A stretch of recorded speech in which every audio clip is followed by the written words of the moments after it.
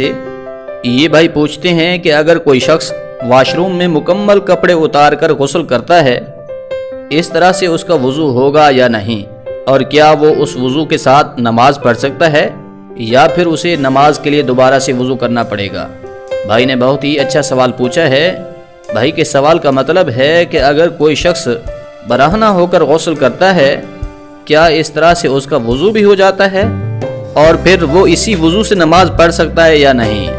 देखिए, वज़ू वाले जितने आज़ा हैं, यानी कि वज़ू में 4 फ़राइज़ हैं। पहले नंबर पर है चेहरा का धोना, दूसरा फ़र्ज़ है दोनों बाजुओं का कोहनियों समेत धोना, वज़ू का तीसरा फ़र्ज़ है सर के चौथाई हिस्से का मसाह करना, चौथे नंबर पर है टखनों समेत दोनों पाँव धोना। तो ये हैं वज़ू के 4 फ़राइज़। और गुस्ल में ये है कि पूरे जिस्म पर इस तरह से पानी बहाएं कि जिस्म का कोई भी हिस्सा एक बाल बराबर खुश बाकी न रहे। अगर उसके ऊपर गुस्ल फ़र्ज था और उसने गुस्ल कर लिया, तब तो उसका वज़ू भी ऑटोमेटिकली हो गया।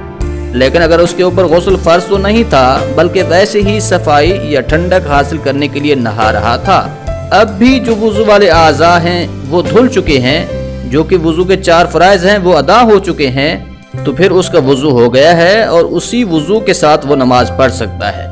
दोबारा से उसे वज़ू करने की ज़रूरत बाकी नहीं रहती। लेकिन बाज़ लोग इस गलत फहमी का शिकार